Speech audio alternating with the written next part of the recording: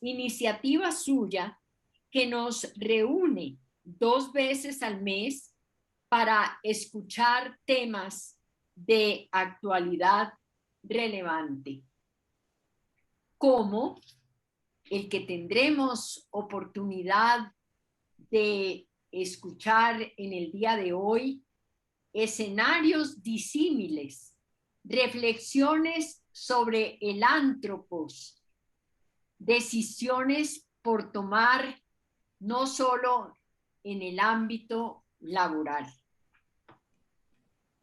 En el día de hoy me cabe la enorme satisfacción de presentar al general Óscar Alexander Tovar Soler, distinguidísimo oficial de las Fuerzas Militares de Colombia y una persona que ha hecho no solamente una brillante carrera militar, sino que se ha distinguido en ciencias de derecho con grandes méritos y además con grandes reconocimientos que nos llenan de satisfacción.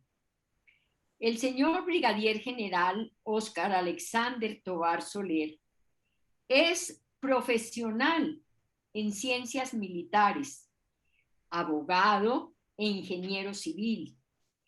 Cuenta con 6 especializaciones y 3 maestrías en estas ramas del saber. Es doctor en Derecho Internacional. En la actualidad se desempeña como jefe del Departamento Jurídico Integral del Ejército Nacional de Colombia. Los dejo pues en compañía de este prestigiosísimo profesional a quien agradecemos inmensamente la deferencia que ha tenido con el ILTRAS de acompañarnos en este lunes tan significativo en esta nueva etapa de nuestro Instituto Latinoamericano de Derecho del Trabajo y de la Seguridad Social. Nuestro auditorio, mi general, es todo suyo. Doctora, tremendamente apreciada y reconocida por todos los que nos encontramos a un clic de distancia a través de esta virtualidad, Marta Elisa Monsalve Cuéllar, inmensa gratitud por este espacio. Y después de esa presentación no me queda más que no cometer ni un solo error porque el compromiso es altísimo, la responsabilidad es tremenda y vamos a avanzar en este tema, que como bien advertía nuestra muy querida doctora Marta Elisa Monsalve, vamos a abordar un tema muy reflexivo. Ya vamos a ver por qué. Escenarios disímiles. Pareciese que veo, pero no veo lo que creo que estoy viendo. Reflexiones sobre el antropos o reflexiones sobre el ser humano. Y si en este momento digo, en algún momento, por ejemplo, si me refiero a femenino es porque me estoy refiriendo a las personas. Y si me estoy refiriendo a masculino, me estoy refiriendo a los seres humanos. Para no entrar en contradicción frente a los términos. Y esta reflexión nos invita entonces a analizar la toma de las decisiones y no solo desde el ámbito laboral. Es por ello que invoco la protección de las reglas Chatham House o Chatham House Rules en relación con los temas que voy a abordar, y a lo largo de este momento vamos a hacer un abordaje histórico transtemporal de los temas que desarrollaremos. Así es de que empecemos con esa reflexión, y es: ¿qué tan profunda y útil será? ¿Será tanto cuanta realidad usted le imprima a su propio análisis, que invito a desarrollarlo? ¿Qué tan proba es esa reflexión en cuanto a su ethos, en cuanto a su ser? Y las decisiones que tomará, pues muy seguramente que le dirán si tomó las reflexiones en el camino que usted esperaba para el mejoramiento continuo, no solo nuestro. Esto es de la sociedad, esto es de la familia, esto es del vecino, del amigo, de los espacios académicos. Invito a que analicemos el efecto cuántico de Zenón en este momento. ¿Qué implica eso? Cuando uno está pendiente, observando una situación, no advierte cambios.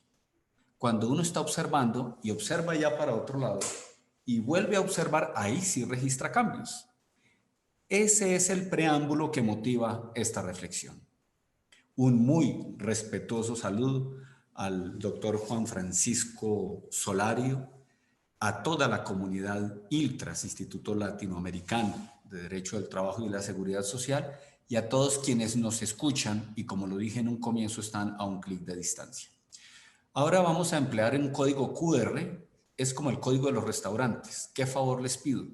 Que con su celular apunten con la cámara, entonces toman el celular, activan la cámara y apuntan al código QR, el que está ahí o más adelante lo voy a reflejar más grande, y allí va a aparecer una pregunta. Así es de que en este momento tenemos miradas diferentes, pero eso no implica que podamos entrar a un diálogo. Esa es la invitación, este es el código QR, así es de que pueden ahí tomar el celular, activan la cámara, apuntan hacia el código QR y cuando le salga ahí un cuadro que le dice página web, le da clic a ese cuadro blanco y enseguida entra una pregunta que dice ¿qué falta? Y yo completo la pregunta para mejorar las cosas. Y entonces cada uno responderá lo que estime pertinente o lo más próximo. Si reflexionar, si actuar, si lo que se necesita es un líder, si no se ha tocado fondo, es decir, todavía falta, no es necesario hacer mucho, o si lo que se requiere es un coaching. Bueno, sigamos. Esto es lo que les va a aparecer y cada uno puede selecciona un punto de esos y enseguida envía el mensaje con Submit. A lo último de la presentación veremos las respuestas. O se puede entrar por Mentimeter y se digita el código que aparece en la pantalla. Bueno, esto nos va a permitir una interacción. ¿Qué propongo en la agenda? Observemos que cada punto tiene un color y eso lo vamos a desarrollar en un tablero. Entonces, inicialmente vamos de lo global, luego a un escenario económico, político, social, filosófico, después al statu quo versus un cambio propio y después pasamos al ser humano. Es decir, que vamos de lo general a lo particular. Estamos empleando un método deductivo en esta charla en un ámbito de derecho del trabajo y de esta manera procuraremos llegar a unas inferencias lógicas. Pero todo fundado en la reflexión, una reflexión honesta que pues ya veremos de qué manera lo vamos a desarrollar. Cuando la doctora Marta Monsalve me invita a este espacio, esto fue lo que hice. Me paré en un tablero y empecé a graficar. Esto fue lo que hice. Y de esta forma, de afuera hacia adentro. Empecé con el color negro, luego con el color azul, luego con el color rojo y terminé con el color verde. Eso lo vamos a ver ahora de una manera más clara. Y es como aparece aquí. Entonces dije, ¿pero de qué tema hablo? Entonces revisé los temas del 8º Congreso Iberoamericano y Europeo del Derecho al Trabajo y dije, no, esto ya lo tratamos. Entonces me devolví, después entré a los otros temas del primer Congreso Mundial del Instituto Latinoamericano, del Derecho al Trabajo y la Seguridad Social. Revisé cada uno de los temas que aparecen allí y dije, no, pero esos temas ya los abordamos, no puedo volver a lo mismo. Entonces después planteamos una serie de temas con una mesa, incluso le pedí apoyo a la doctora Marta Monsalve de todo este mar de temas probables, ¿cuál abordamos? Entonces después, como dicen los niños hoy en día, piensa, me pregunté o me afirmé y dije, ese es el tema, un tema que sea transversal a todos, la esencia del ser humano, el antropos. Entonces dije, ¿qué hay en este momento de actualidad, lógico, algo que sea común a todos? Y llegué a la realidad de COVID-19. Tanto pensamiento para llegar a eso, diría uno, no era necesario. Aquí empezamos con unos datos estadísticos para que partamos de una realidad común. Los datos son consultados, tengo fuentes fidedignas y este diagrama, que es de elaboración propia pero con fundamento en los datos, me muestra que el índice de desarrollo humano, que es la línea azul, ha caído vertiginosamente, mientras que la tasa de mortalidad fruto de COVID-19 no es que haya tenido un incremento abismal como si la caída del índice de desarrollo humano. partiendo de que el índice de desarrollo humano integra 3 elementos, como es el índice de expectativa de la vida, el índice académico sin deserción y el índice de Producto Interno Bruto, cada uno en un tercio pertinente. Y cotejado todo esto con lo que las noticias nos dan, entonces podemos advertir que en aquellos lugares donde los derechos humanos no están a la orden del día, no fluye la misma información, no obstante los medios, al no tener cierta información, ponderan los datos generales y es así como aparece en algunos países que sabemos que la realidad COVID es estrepitosa, en el diagrama ya no aparece de esa manera. Primer punto de reflexión. Entonces, no siempre la realidad que nos muestran es la verdad. Pero cuando ya vemos este cuadro en relación con cuál es el ranking de las causas de mortalidad, aparece una proyección y es de que en causa real sería la 7ª posición como causa del COVID, pero en proyección sería la 5ª. Así es de que pese a tremenda situación, no es la primera causa porque la primera son novedades al corazón y la segunda serían causas o accidentes cerebrovasculares. Cuando ya esto lo aterrizamos en un marco normativo, entonces decimos, ¿qué le ha pasado al ser humano en estos días? En los últimos año y medio, o al menos en el último año. Entonces dice uno, antes existía el teletrabajo, en el caso Colombia. Y para el caso Colombia existía muy reglamentado a través de la ley 1221, a través del decreto 884, la ley es del 2008, el decreto es del 2012 y la resolución 2886 del mismo año por parte del Ministerio del Trabajo.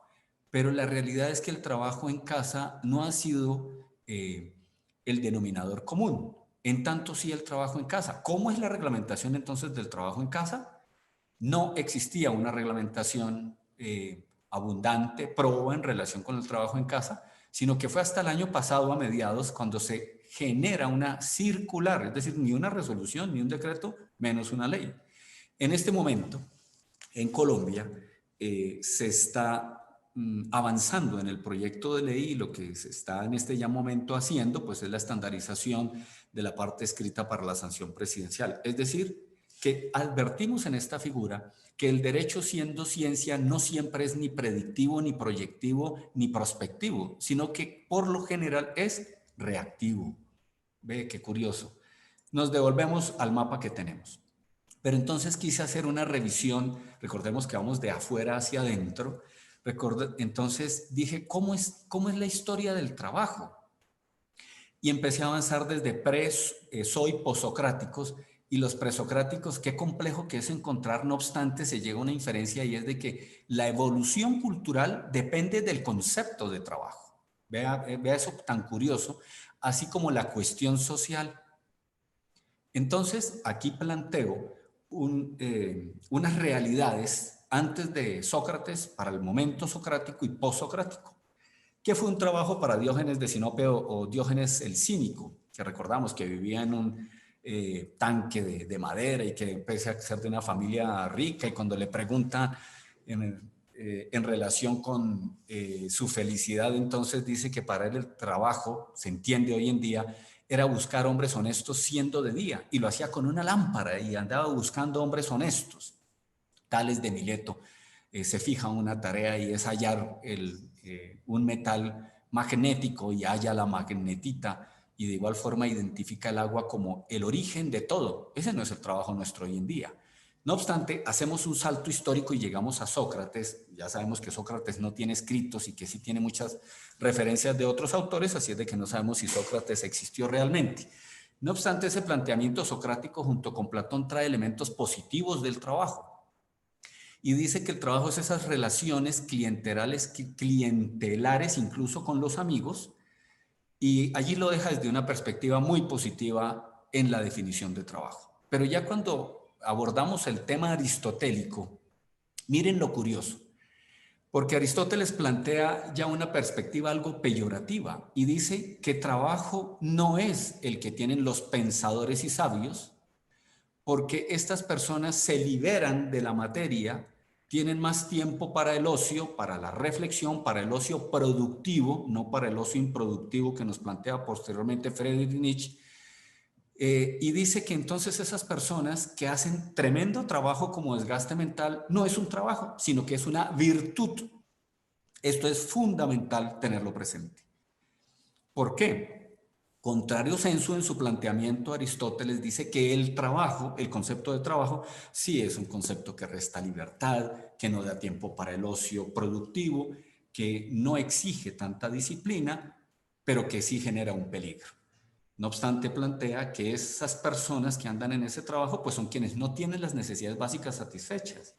Complejo eso, o sea que si uno reduce las necesidades, puede estar en un mejor mundo. Eso hoy en día tenemos varios pensadores, como lo veremos más adelante. Así es de que ya se genera una diferencia entre lo que implica la virtud, que no generaría el trabajo, porque si usted trabaja, trabaja con virtud, ama lo que hace y hace lo que ama, en tanto no con el vicio, asociando el vicio a la ignorancia y la virtud al conocimiento.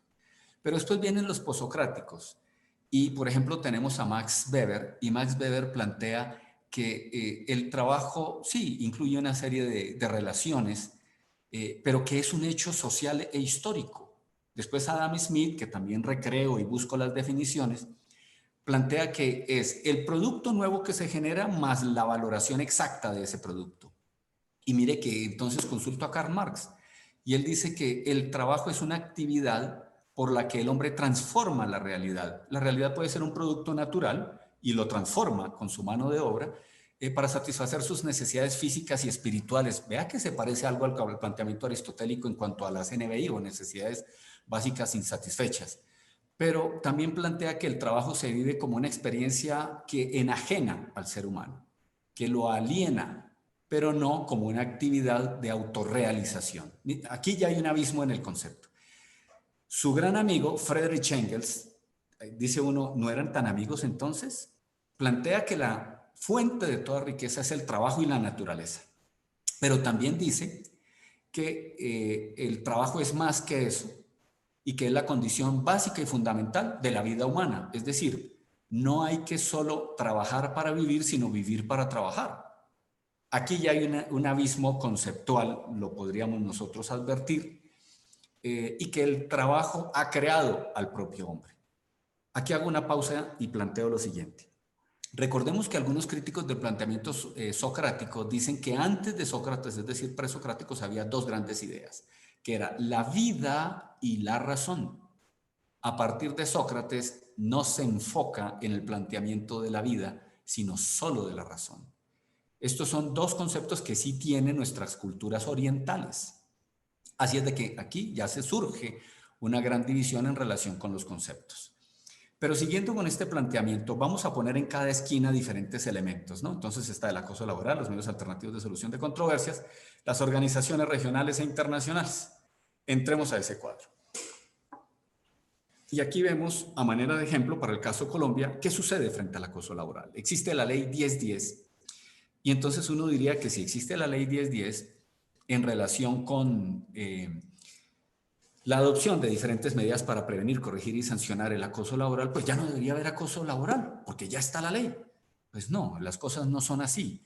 Aun cuando la ley es dura, pero es la ley, no siempre su aplicabilidad es cierta. Es decir, dura lex, sed lex, pero aquí viene otro elemento y es el que nos plantea este señor que es Tácito Cornelio.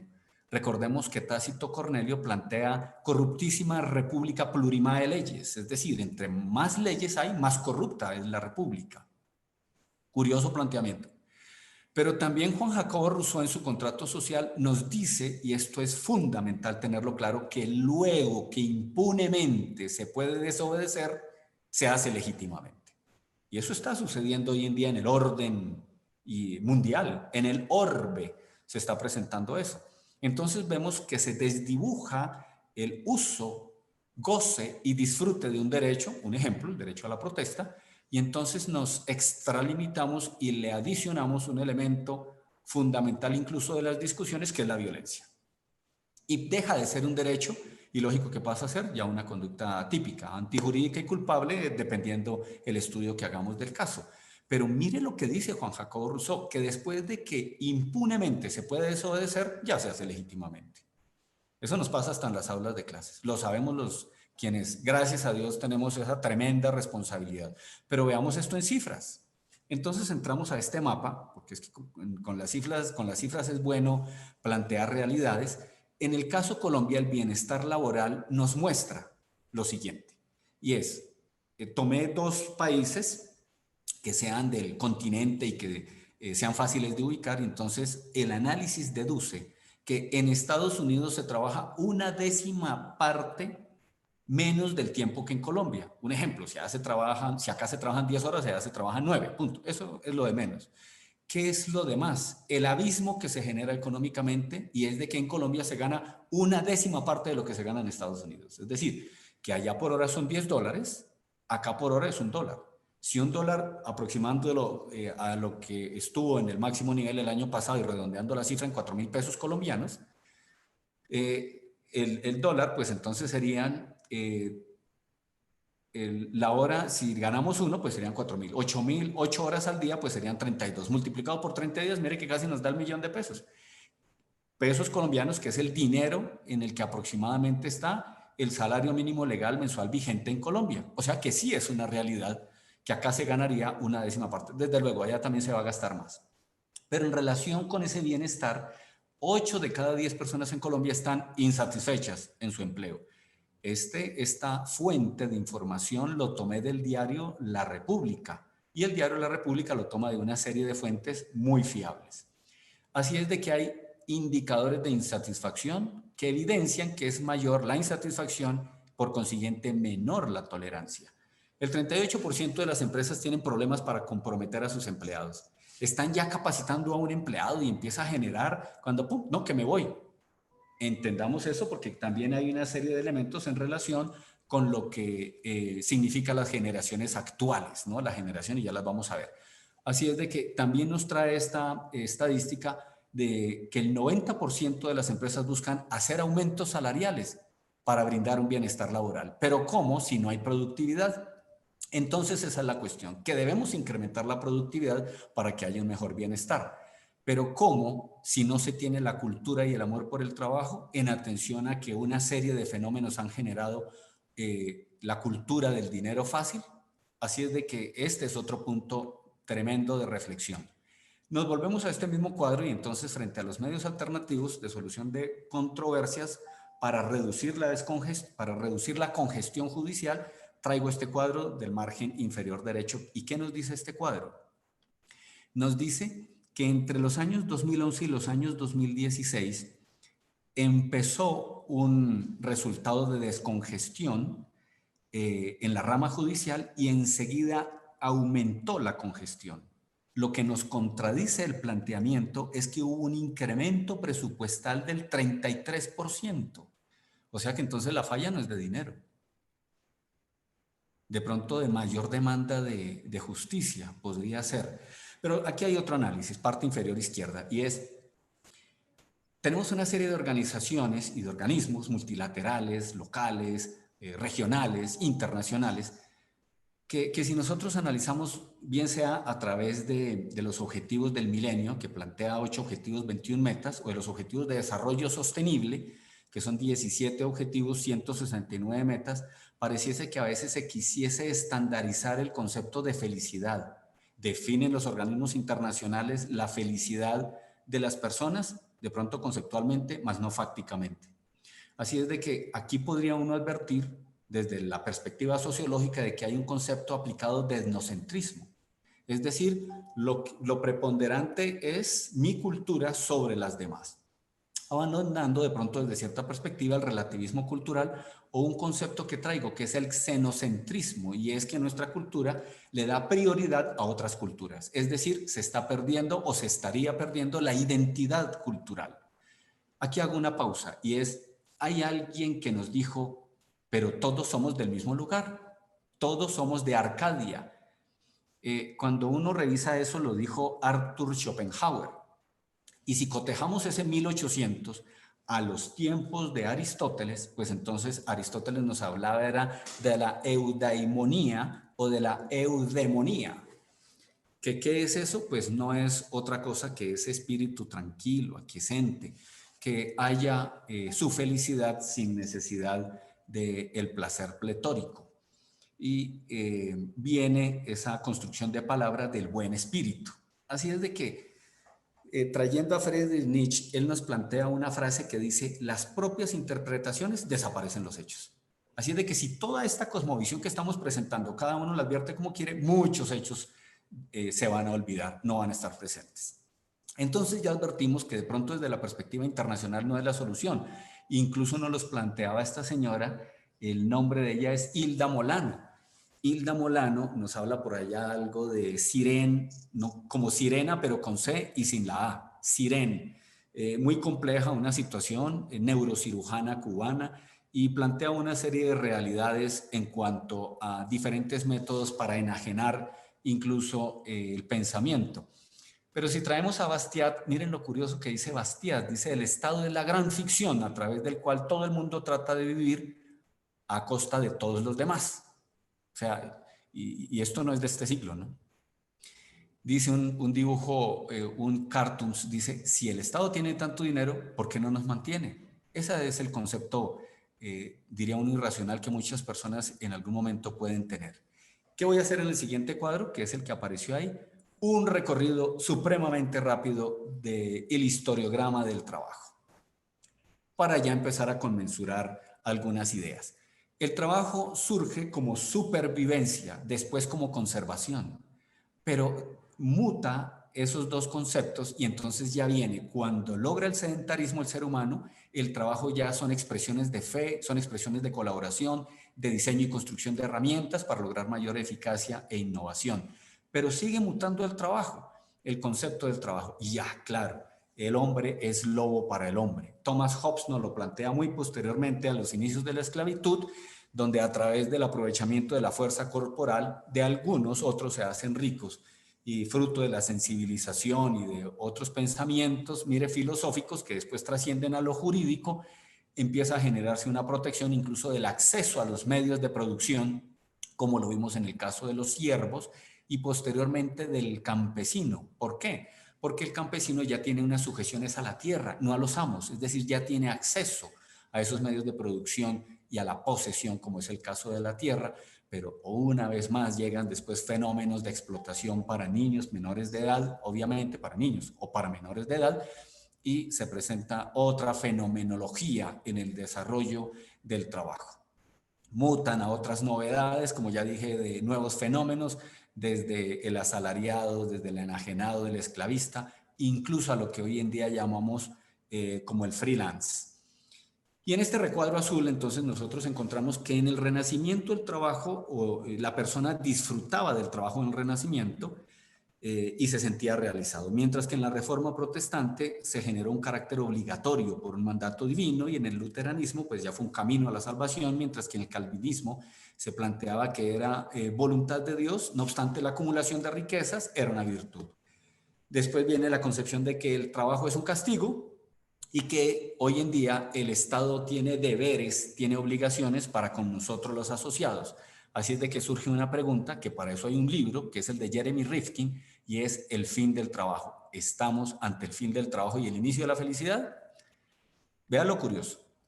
Este libro fue publicado a finales del siglo pasado, es decir, no hace más de 30 años. En Colombia, para algunos, muy recientemente se ha leído, y voy a hacer este recorrido histórico transtemporal preguntándole a una persona de hace más de 200 años qué piensa frente al fin del trabajo y el inicio de la felicidad. Y entonces aquí aparece la imagen de Arthur Schopenhauer. ¿Y qué dijo Arthur Schopenhauer en ese entonces? Dijo, que ya lo planteamos ahorita, y es, vea, el hombre prudente es aquel que no busca el placer, porque el placer, después de que se satisface, cesa y se inician algunos cargos de conciencia en algunos eventos. Es curioso, es real, ¿sí? Pero también nos dice: el hombre prudente busca reducir sus dolores, y nos plantea dos elementos fundamentales para lograr la felicidad, que es la prudencia práctica y el ingenio humano. Prudencia práctica e ingenio humano. Pero si nosotros revisamos esos dos conceptos, son los que hoy en día de alguna manera también nos está presentando Yuval Noah Harari. He leído varios de sus libros y nos plantea dos elementos que son la inteligencia emocional, por un lado, y la estabilidad mental por el otro. O sea que mire que Arthur Schopenhauer tenía razón. Al buscar las definiciones de trabajo dije, no, denme una matemática, pues también por mi formación ingenieril, y dije, vámonos a la física. ¿Qué es trabajo en física? El trabajo se mide en Julius y el trabajo es la fuerza por la distancia. No obstante, una de las inferencias que da la fórmula es que no hay trabajo sin energía. Y eso no es necesario definirlo desde la perspectiva física, de la perspectiva real. Es decir, de lo que cada uno experimenta. Así no supiésemos nada de física, esto es una realidad. Si no hay energía, no hay trabajo. Entonces, hagamos ya un resumen desde la perspectiva del derecho comparado de qué es trabajo. Entonces vemos el Código Sustantivo del Trabajo para el caso Colombia en su artículo 2, que dice: trabajo es toda actividad humana libre, ya sea material o intelectual, permanente o transitoria, que una persona natural ejecuta conscientemente al servicio de otra, y cualquiera que sea su finalidad, siempre que se efectúe en ejecución de un contrato de trabajo.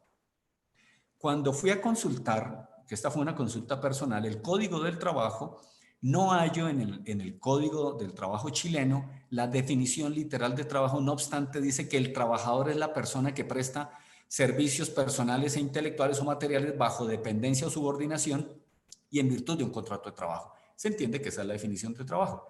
En el Código del Trabajo francés no encontré la definición de trabajo, pero me causó una curiosidad que ahorita comparto, y es que busqué trabajador, empleado, y no se encuentra esa definición en el Código francés. Aparece es el asalariado, los asalariados. No define el concepto de trabajo en los textos que consulté. La Ley Federal del Trabajo mexicana nos trae una definición que es toda actividad humana, trabajo, intelectual o material independiente del grado de preparación técnica requerido por cada profesión o oficio. La Organización Internacional del Trabajo nos trae una definición, que es la que aparece allí, y define, por otra parte, qué es el empleo. Y define el empleo como el trabajo efectuado a cambio de pago. Qué curioso, o sea, me causó curiosidad y por eso traigo esos dos planteamientos. Pero si para los determinadores lingüísticos las palabras tienen un gran significado y determinan la sociedad, aquí traje una serie de palabras. Mire, en el inglés, work. En el alemán, Arbeit. Recordamos esa palabra del Arbeit macht frei, que aparecía de una manera tal vez engañosa, irresponsable, cuando en la traducción dice el trabajo os hará libres en los campos de concentración. Segunda Guerra Mundial. No podemos desconocer la historia. Después vienen ahí otras definiciones, pero mire lo trascendental que ha sido el término trabajo en la historia de la humanidad. Bien, avanzando entonces hacia el cuadro que tenemos, acá nos devolvemos y llegamos al mismo punto donde salimos. Ahora, vamos a cerrar esto ya con fundamento en la reflexión. ¿Qué nos dice la reflexión? La reflexión nos dice, esto es un resumen del primer cuadro color negro, donde nos dice, y lo comenté, el planteamiento de que todos hemos nacido en Arcadia, pero que también debemos tener unas aspiraciones a la felicidad y depende cada uno cómo las tiene. Para algunos esa felicidad, el placer y el goce son puras ilusiones, son aspiraciones quiméricas, mientras que el sufrimiento y el dolor son realidades. Y ya pues lo que comenté en relación con los dos elementos de la prudencia práctica y el ingenio humano que nos planteó Arthur Schopenhauer y que hoy en día nos lo plantea Yuval Noah Harari a través de los dos términos de inteligencia emocional y estabilidad mental. Así es de que, como dijo Aarón, la privacidad es libertad. Curioso, eso es un contrasentido. Por eso el título de la ponencia.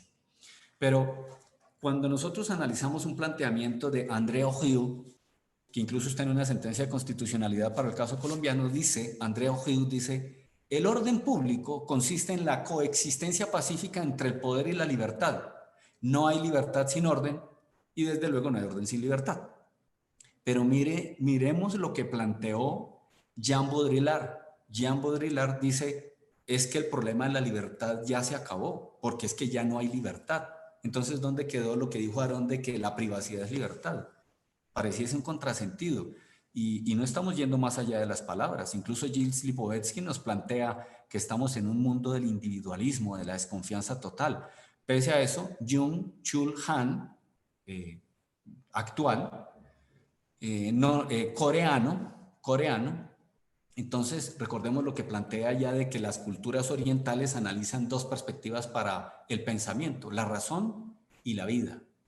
Y curioso que un coreano, cultura oriental, venga a desarrollar sus conceptos filosóficos desde la perspectiva occidental, solo abordando desde el pensamiento o elemento del pensamiento razón, ya no vida. La invitación en este momento es a que reflexionemos no solo en razón, sino en la vida. Dice Peter Drucker que la planificación a largo plazo no es pensar en decisiones futuras, sino en el futuro de las decisiones presentes. Así es de que quienes han tenido la tranquilidad de en sus fructíferos años de vida poder proyectar sus vidas, saben lo fantástico y formidable que eso ha generado. Y qué día en un medio noticioso en Colombia, la revista Semana, leía esta expresión. Hay generaciones que están creciendo, es decir, son generaciones nuevas, muy recientes, como la X tal vez, la Y y la Z, mejor, la Y y la Z, millennials y centennials, están creciendo con realidades que no son ciertas. Y aquí los invito a una reflexión. Tomemos el celular después de la ponencia y vamos a revisar las fotografías de algunas personas que nosotros conocemos que sean muy jóvenes hoy en día, y vamos a verlos que a través de diferentes aplicaciones cambian su rostro, tienen otros colores, es decir, estamos en un realismo más allá de lo que podemos palpar. Es una realidad. Y me gustó un planteamiento de Joseph Joubert cuando dice que el objetivo de la argumentación o de la discusión no debe ser la victoria, sino el progreso. Y esto nos lo plantea también Schopenhauer cuando dice que no debemos llegar a la erística dialéctica, es decir, yo gané en todos mis planteamientos. No, no, no, aquí no se trata de ganar, sino de aportar respuestas, de progresar. Mire que son dos planteamientos pues que ya hacen gala. Y termino este cuadro negro en el que estamos construyendo con esta frase que me gustó mucho cuando vi esta película de Micael, que Micael plantea: la corte de la opinión pública ahora celebra la mala conducta de la gente. Bueno, es una afirmación que hace Micael. Así es de que pienso, luego existo. Creo que es oportuno esa reflexión de René Descartes o de René Descartes. Así es de que de esta manera hemos terminado el cuadro negro. Los otros son más rápidos, estamos en el cuadro azul. Ese cuadro azul se resuelve de una manera mucho más rápida, vamos de lo general a lo particular, entonces ya vemos que la solución no es internacional. Vámonos ahora a este escenario, que son los otros 4 cuadros. Preguntémosle a Karl Marx, y él dice que el trabajador solo se siente en sí fuera del trabajo. Y eso nos pasa hoy en día. Le pedimos a uno de nuestros colaboradores y ellos se sienten realmente fuera del trabajo. Y en el trabajo se sienten fuera de sí. Cuando trabaja no está en lo suyo. Esto está literalmente del primer manuscrito de Economía y Filosofía. La construcción y el hallazgo de esto se lo debo a mi hija, a Andrea Catalina. Y esto es lo que están viendo nuestros niños. Entonces, no obstante, Gilles Lipovetsky, que ya lo comenté, nos dice que estamos en un mundo de hipermodernidad, de desconfianza e individualismo. Ganarse la confianza de nuestros compañeros menores, familiares, no es un tema menor. Y por eso lo que nos dice Friedrich Nietzsche en cuanto a este gran reflexión y análisis que estamos haciendo de cómo a lo largo de la historia se han presentado diferentes planteamientos, y entonces hoy en día en qué estamos. Friedrich Nietzsche plantea el nihilismo negativo y el positivo. El nihilismo negativo es el último hombre y el superhombre es el nihilismo positivo, o sea, cuando esa transición de los dos, cuando se presenta el camello, el león y el niño. Pero allí nos dice que cuando para el ser humano termina todo y se hace propio de su vida, entonces empieza a hallar solución sin necesidad de estarle atribuyendo sus responsabilidades y sus culpas a otros como responsables. Y también nos habla algo en cuanto a la hegemonización cultural. Esto lo hallé para esta presentación, fue leyendo que lo encontré, y dice: los niveladores, así lo llama, o hegemonizadores culturales, la verdad al revés, así estamos, dice él, son más o menos la causa, los niveladores, de toda miseria y fracaso humanos. Esto lo encontré en el libro Más allá del bien y del mal, de Friedrich Nietzsche, y entonces dice que estamos en una inversión de valores, el hombre está enfermo de nihilismo, la falta de sentido, la vida es un sinsentido, todo se reduce a nada y nada tiene sentido. Ese es el famoso nihilismo. No obstante, nos da una frase motivacional. Vea qué curioso, y dice: quien tiene un porqué para vivir puede soportar casi cualquier cómo.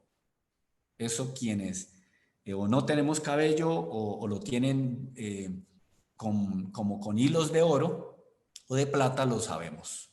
Esa belleza. Aquí quiero detenerme, cuestión de no más de un minuto, pero es presentarles una perspectiva de lo que implica los diferentes tipos de análisis situacionales actuales.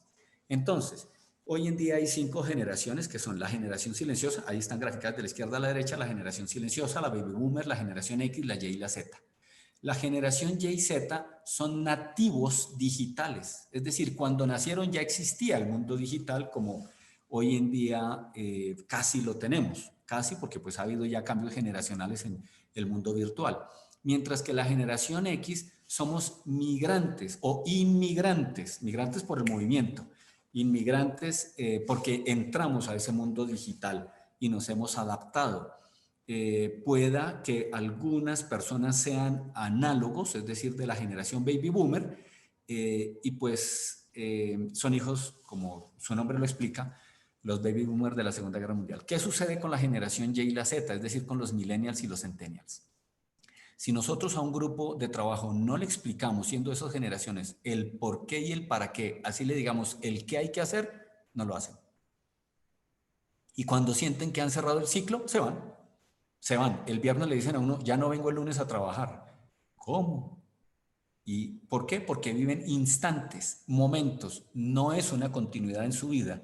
Y si nosotros revisamos el libro que acabamos de presentar allí de Manning and Campbell, que se llama The Rise of Victimhood Culture, como el incremento de la cultura de la victimización, vamos a entender que hubo un periodo en el que nosotros vivimos que era de honor. La palabra tenía precio, se cumplía la palabra era de honor.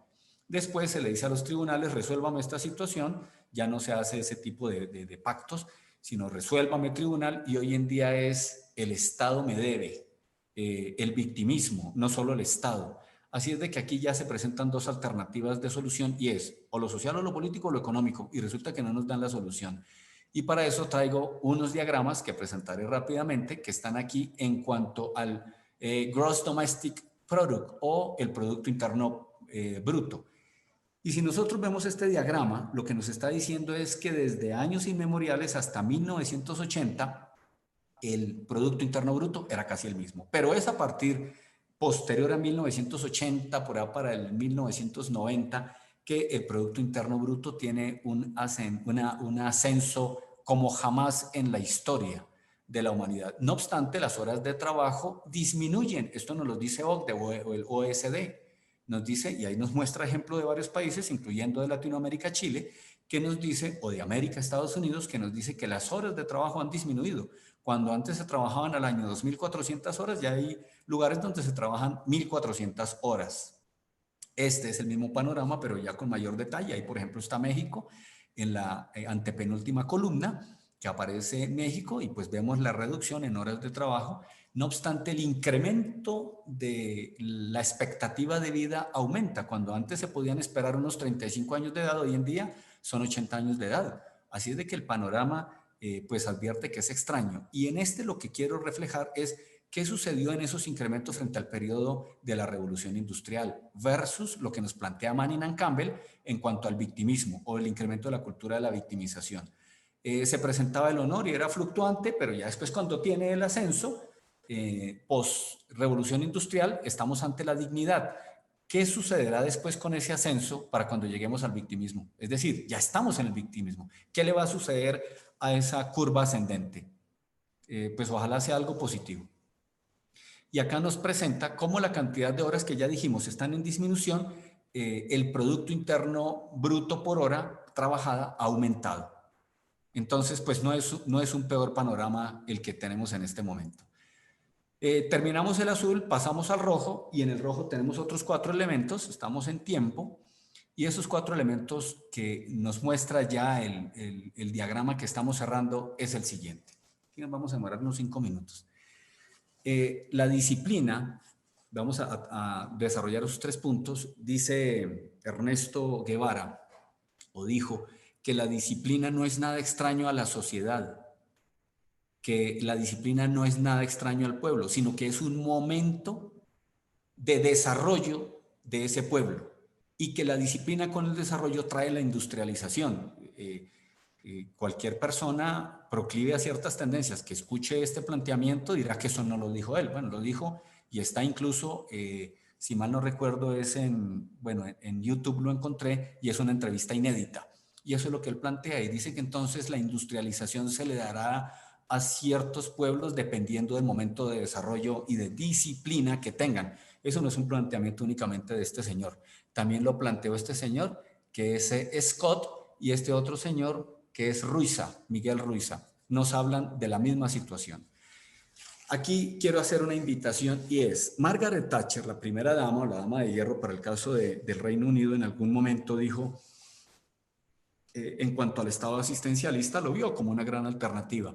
Pero IEA, que es el Institute of Economic Affairs, que es de Inglaterra, de United Kingdom, del Reino Unido, siguió muy de cerca las enseñanzas que dejó este señor que está ahí en la imagen, que es Friedrich von Hayek, en blanco y negro, que fue filósofo, jurista y economista. En algún momento alguien me dijo que por qué le incluía tanta filosofía a este planteamiento.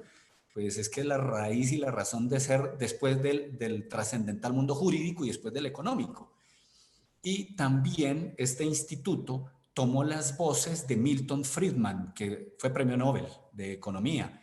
Entonces, y le dijeron a Margaret Thatcher, el instituto, con base en los planteamientos de estos 2 señores, le dijeron a Margaret Thatcher, es bueno que deje el asistencialismo a un lado o si no va a quebrar al Estado. Y Margaret Thatcher, cuando termina su mandato, entonces plantea una inmensa gratitud al Instituto de Asuntos Económicos o Institute of Economic Affairs. Esta es una reflexión y por eso escribí a propósito ILTRAS aquí, porque si después de tremendo tiempo que hemos invertido en la revisión histórica transtemporal, llegamos a que los think tanks, los tanques de pensamiento, pueden generar las ideas que nos van a generar el cambio a futuro, cuando ya nuestros nietos sean los que tienen, o nuestros hijos, nuestras hijas tengan el gobierno, cuando sean quienes juzgan y quienes proyectan la misma sociedad, entonces creo que hemos actuado bien. Por eso ubico a ILTRAS en ese cuarto fundamental, como es en el mundo de las ideas para la generación. Así es de que desde esa perspectiva no estoy de acuerdo y no comparto con sumo respeto el planteamiento de Michel de Montaigne cuando dice que cuando alguien gana, otro pierde y que no hay méritos en relación con la ganancia de alguien. Es decir, que todos deben estar a igual nivel y nadie debe ganar. Eso sucedió, como ya lo mostré en las gráficas, cuando hay una tendencia permanente, no cuando hay una tendencia ascendente donde hay personas que ganan. Todos ganamos. ¿O quién no tiene una mejor vida hoy en día que hace cuestión de unos 30 años o 40 años? En algunas cosas sí ha cambiado, desde luego. Surge entonces un planteamiento a manera de pregunta y es, ¿cree usted que lo políticamente correcto perpetúa la tiranía del statu quo? Con esa pregunta vengo un buen tiempo atrás. Repito, ¿lo políticamente correcto perpetúa la tiranía del statu quo? Y entonces ahí aparece el triángulo de hierro de Milton Friedman. ¿Y qué nos dice el triángulo de hierro de Milton Friedman? En el momento en el que se requiere una mayor eficacia de una de las ramas del poder en Estados Unidos, Milton Friedman plantea esa solución y dice, no son más eficaces por el triángulo de hierro conformado por 3 grandes grupos, que son unos grupos de presión, una serie de burócratas y otro grupo de personas que podemos hallar cuando leamos el triángulo de hierro de Milton Friedman. Acá voy a dejar un planteamiento, este sí lo tomo, que es el de Gilles Lipovetsky, y este señor nos dice que hoy en día lo preponderante es la información y las necesidades, pero las necesidades nos las enmarcan a través de este mundo, a través del mundo plano, a través de este mundo que es el mundo celular, el mundo de las tabletas, el mundo virtual. ¿Por qué? Porque nos orientan que las necesidades son tres, lo dice Gilles Lipovetsky: el sexo, el culto, en especial a lo natural, y la cordialidad revista a través de esta manito, los likes. Si alguien en este momento, a terminar la conferencia, me hace una manito así y yo no tuviese la madurez suficiente, me llenaba de rencor. Veía a la persona que me diga que no como un contrario. Si no piensa igual que yo, es un enemigo. Eso está pasando. La polarización total. Nos lo plantea Gilles Lipovetsky en su libro La Era del Vacío, fundamental libro.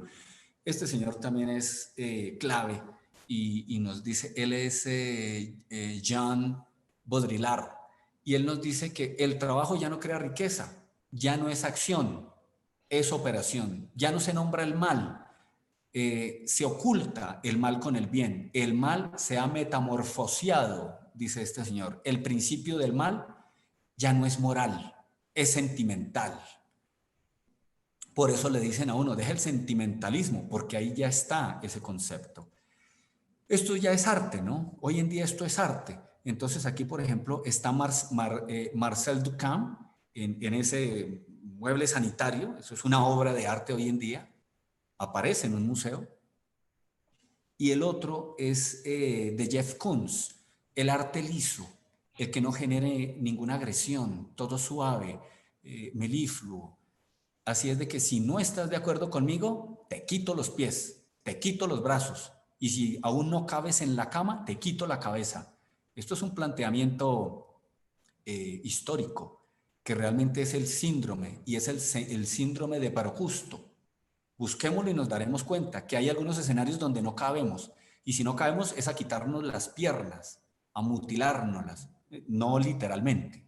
Pero este síndrome existe.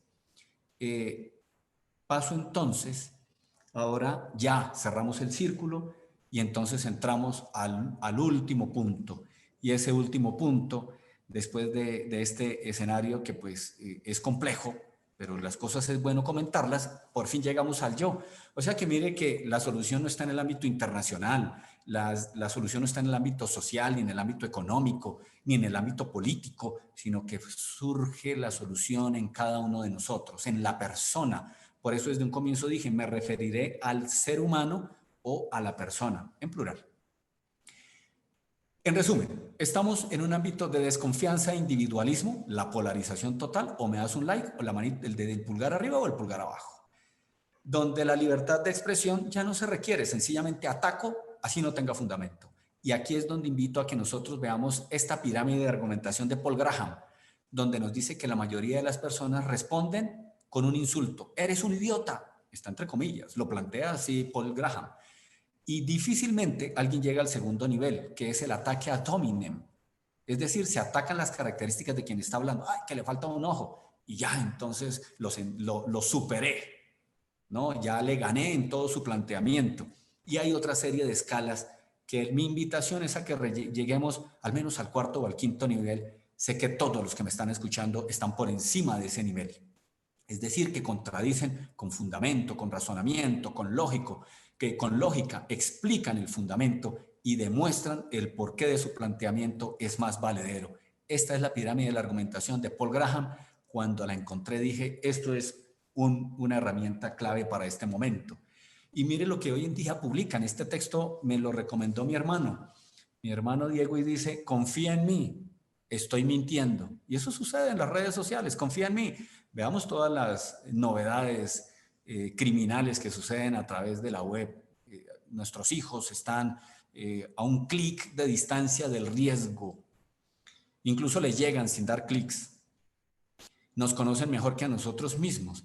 Por eso el gusto ahora es liso, es plano, como ya lo comenté. Hay pérdida del núcleo fundamental de la sociedad, que es la familia, y la masa es la que decide. Es decir, más o menos para dónde va la gente. Vuelvo a tomar a Friedrich von Hayek cuando dice, ¿qué pasa con la seguridad? La seguridad será más apreciada cuando se convierta en un privilegio y aumente el peligro de no gozarla. Ya no es la independencia, como nos decían allá atrás, sino la seguridad lo que da categoría y posición social. Si usted tiene un esquema de seguridad, si tiene escoltas, si anda con chalecos, si tiene armas, entonces usted tiene categoría. Usted tiene una buena posición social. Por eso vuelvo a traer a Hayek. Resumen, todo esto para que orientemos a la gente con la que dialoguemos, para que nos autovaloremos, para que retomemos la confianza en sí mismos, para que gobernemos, para que nos autogobernemos, para que gobernemos nuestros propios intereses, para que decidamos por nuestra propia vida, que fortalezcamos la familia. No juzguemos el verbo de la polarización, no conjuguemos el verbo de la polarización. ¿Es sí o es no? No, me responde ya, o es sí o es no. Expresémonos con libertad. No seamos presa del statu quo ni de conjugar el verbo del establishment. Seamos autónomos antes que autómatas. Entendamos el concepto de xenocentrismo para no caer en él, que ya lo expliqué. Recomiendan algunos que debemos revalorar el concepto de belleza propia, de belleza interna, de belleza interior. La minoría, recomiendan también algunos, merece el mismo respeto que la mayoría. Ahora parece que es al revés. Nuestros principios y valores no son menos que los de grupos especiales, recomiendan otros, y el derecho a la igualdad se da en tanto la dignidad y la justicia. La igualdad no se da en tanto las condiciones materiales. ¿Cómo? Ni siquiera somos iguales en una familia. Todo esto nos permite concluir que, y lo pongo también en colores, y ya se me acaba el tiempo, me quedan tal vez 3 minutos, la temática sobre el derecho al trabajo no se puede conmensurar, es inagotable, es innovadora. Como ciencia social debemos advertir futuros escenarios para que no seamos reaccionarios. El derecho como ciencia social, ya lo planteé, es reactiva. Debemos ser proactivos, preactivos, predictivos. El cuarto, el concepto y realidad sobre el trabajo es histórico transtemporal y no se puede precisar ni su evolución, pero sí el avance del tiempo, es decir, es imparable, como de alguna manera lo planteaba Albert Einstein. El estándar de calidad de vida y bienestar se pretenden estandarizar con criterios hegemónicos, pese a la diversidad cultural. Salgamos de la caja, rompamos ese estuche. El contexto hace la diferencia y la opinión modifica los hechos, absolutamente. Eso lo planteaba Dita Nolan. Al séptimo, ahora se trabaja menos, se produce y se gana más, pero el concepto de calidad de vida y de bienestar ha cambiado, no es el mismo.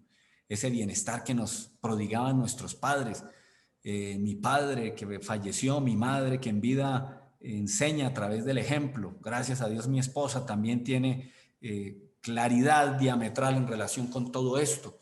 Las soluciones se esperan del Estado asistencialista porque ahora tiene obligaciones para con sus asociados y la aldea mundial se lo exige.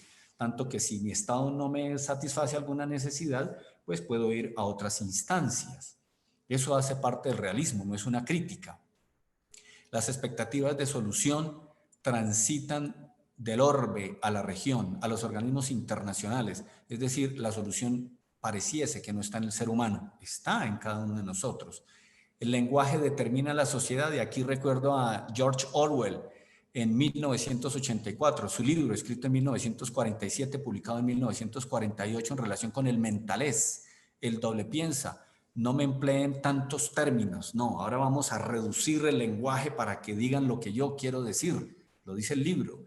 Lo políticamente correcto, ya lo planteamos en una pregunta, la reflexión evita el efecto cuántico de Zenón, que fue con el que empecé esta charla, y se puede estar más cerca de la granja de George Orwell, una vez más. Bueno, lo del nihilismo positivo, que decide la responsabilidad de su vida. Hold your horses, coge tus caballos, domina la situación. La filosofía occidental postsocrática actual distanció la vida, lo dije en mi intervención. Así es de que es bueno de que primemos también la vida, no solo la razón. Y quiero por último presentarles esta imagen. Observemos esta y esta. En estas imágenes, así lo ve una persona daltónica. Escojan cualquiera de las imágenes. Eso, es decir, quien sufre del daltonismo y no sabe que lo sufre, ve las cosas así. Y si le solucionan la novedad, el cerebro puede tardar aproximadamente hasta 15 minutos en entender los colores. Observen cualquiera de las imágenes y ahora les voy a mostrar así lo ve un daltónico, ahora lo vamos a ver cómo lo ve una persona normal. Vea cómo cambió la vida con una sola imagen. Para ello voy a socializar un video, que es fue un ensayo real de personas daltónicas. Miren la felicidad de la vida.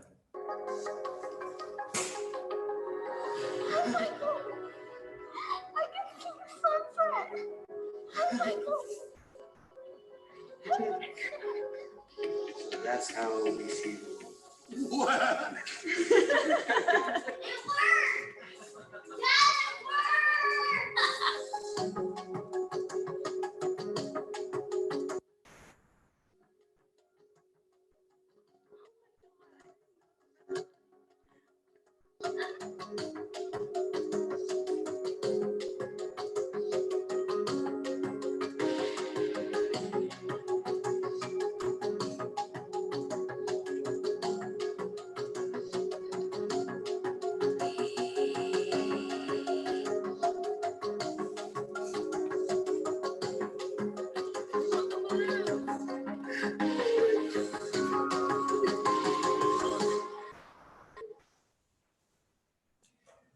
Cómo a través de una herramienta que puede ser la reflexión podemos cambiar la vida, no solo la nuestra, sino la de todo un grupo poblacional para que nuestros hijos tengan un mejor futuro.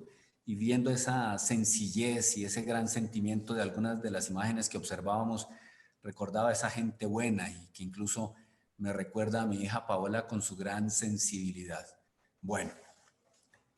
¿Qué se ha querido a través de todo este esfuerzo? Esta era una última pregunta, pero pues inicialmente voy a mostrar el resultado. En total 18 personas opinaron y uno plantea que hay que reflexionar, 14 personas frente a la pregunta que qué falta dicen que hay que actuar, 2 personas dicen que falta un líder y una persona dice que se requiere de un acompañamiento.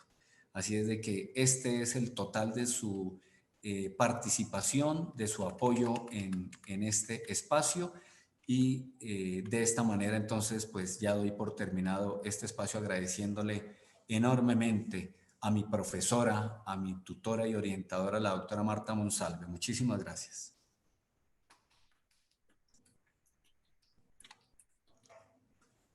Mi general, no tengo verdaderas palabras para expresar no solo el agradecimiento por haber compartido, no solamente estas realidades, estas reflexiones que nos lleven a tomar decisiones. Después de ese paso maravilloso que nos hizo por la historia del trabajo, los grandes pensadores, los filósofos, hace ese análisis maravilloso del trabajo, con todas las consideraciones, para ver que en tantas legislaciones ni siquiera está definido. Entonces, realmente nos ha dejado grandes enseñanzas y grandes reflexiones.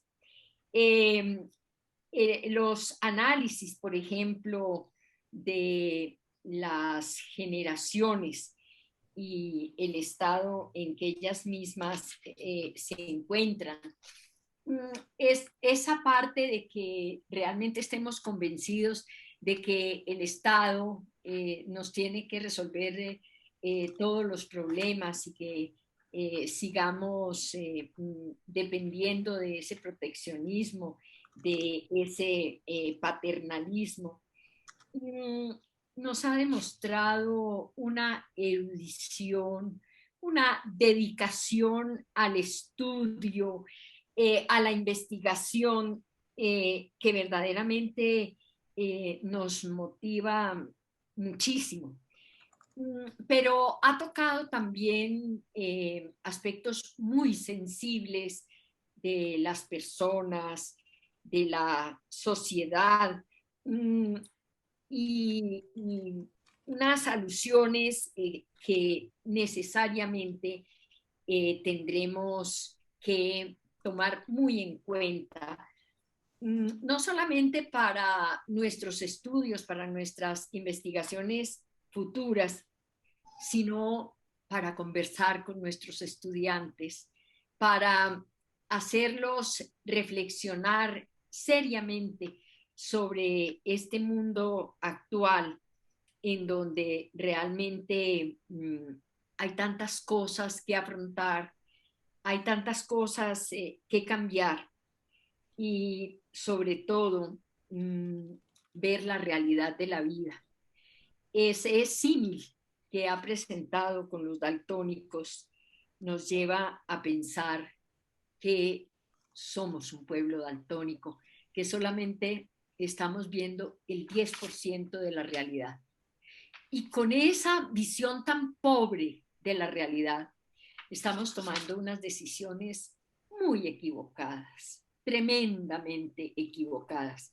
Y eso nos está precisamente llevando a este caos profundo que estamos teniendo en el mundo entero, diría yo, porque no podemos individualizar solo en nuestro país, es decir, en grado más o en grado menos. De verdad que nos ha dejado tanto en qué pensar, tanto en qué reflexionar, que su disertación, además de ser maravillosa, amena, didáctica, muy bien fundamentada, a la que veo con gran satisfacción que le dedicó mucho tiempo, le dedicó mucha investigación, le dedicó el construir eso maravilloso que nos ha presentado en el día de hoy con un grandísimo aporte que ILTRAS y este gran número de asistentes que tenemos en nuestras redes sociales estarán muy identificados conmigo de que hoy, este lunes del ILTRAS, pasa a ser histórico y pasa a ser histórico por el contenido que usted nos ha dejado en materia de reflexión, en materia de darnos herramientas para siquiera acercarnos a decisiones acertadas. Quiero abrir el espacio porque veo que hay preguntas, de modo que no quiero robarme más tiempo para darle paso a las preguntas. Buenas noches para todos los panelistas desde Valledupar. Gracias, general. Mis respetos para tanta sabiduría, excelente ponencia. Estamos plenamente de acuerdo. Buenas noches para todos, inmensa gratitud para todos, bendiciones.